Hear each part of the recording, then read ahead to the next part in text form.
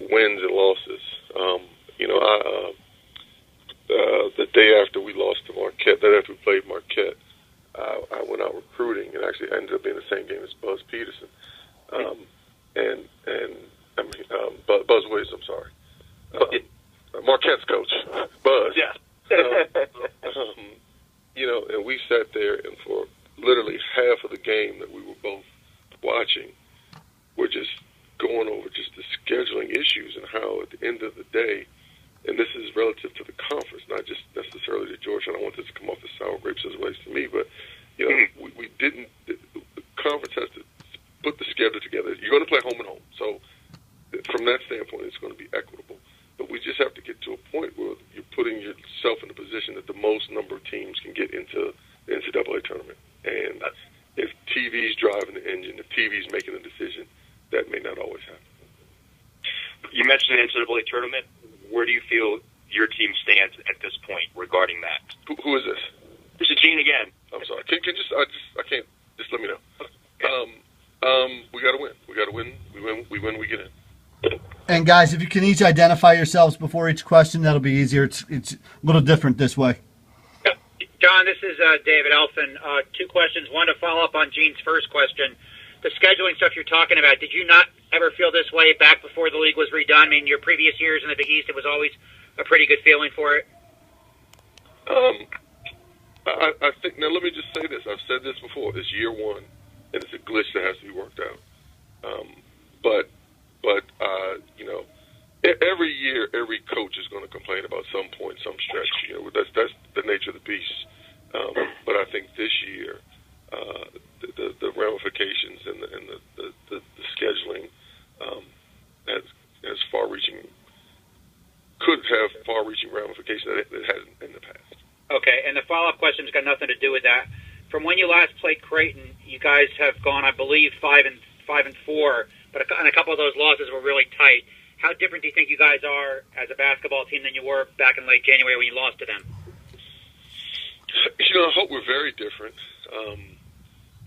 Just with our team and just where we are now, where we stand, the personnel we have, everybody has to be good every night.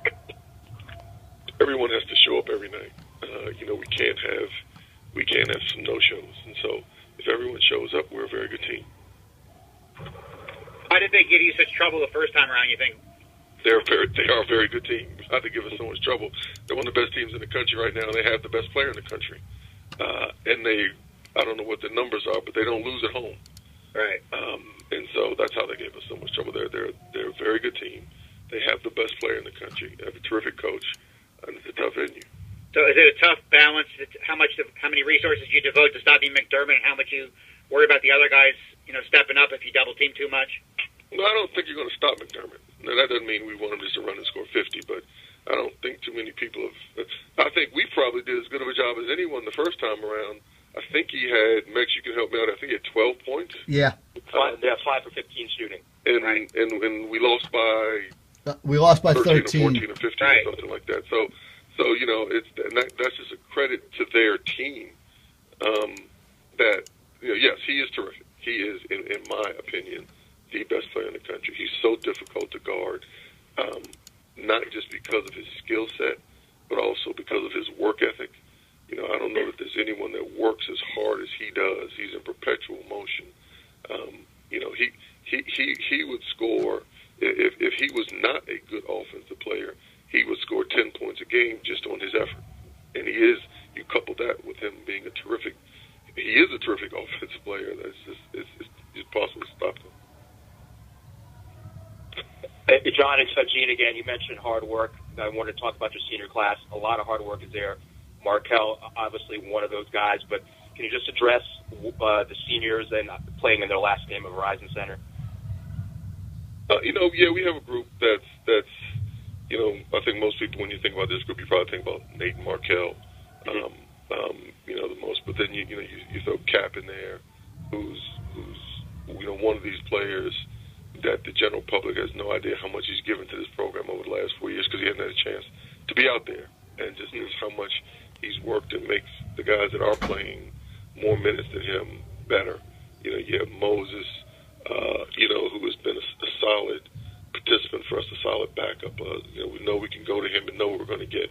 Then you have Aaron, who, this year has had the opportunity to get out there and show what he can do.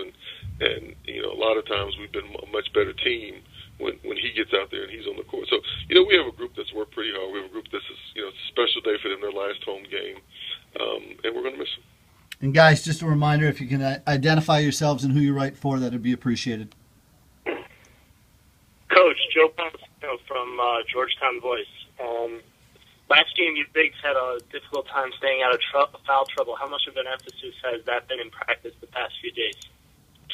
It hasn't just been the last game. We've had that a few times now. And I think our guys, it has been an emphasis, to answer your question. It's been a big emphasis. Hey, John, it's David Elfin again.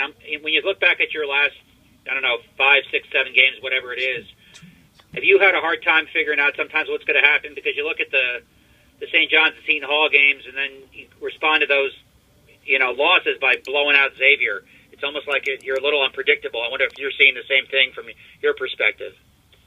We're very predictable in what I said about 5-10 minutes ago. If everyone shows up, we're pretty good.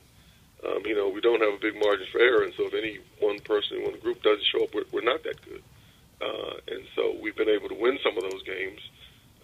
But it's I think that we have to, we have a group where, we come out, we do what we're supposed to do, we're going to win. And so we just have to make sure we do that. And to follow up on Gene's question about your seniors, Markel has been such a huge part of your team for so long. Can you just talk about the impact he's had on the program? He's someone that's, as I look at the people that I have coached, he's one that will go into the special category. Someone that has given so much of himself, someone that has been extremely coachable, someone that his agenda is Georgetown's agenda. He doesn't have an own separate agenda. He wants to win. From day one, he's wanted to do any and everything that I wanted of him. He goes into the special category. He's someone that for 4 years, this is like one of those sayings that are associated with practices and with teams. But for 4 years, he's the first one here and the last one to leave. Like literally, he's one to play. He is the. I said this the other day. I think even Mex looked at me kind of funny, but he is the hardest worker that I've coached. Period. And I've coached some pretty hard working kids, but he's one of these guys that on your day off you have to kick him out of the gym because he'll be in the gym, and he's one of those guys that works. He's a worker, and he's going to be tremendously missed. Just his work ethic, his caring is going to be missed. I can presume then that there aren't too many guys in that special category in your mind, huh? Correct, they're not.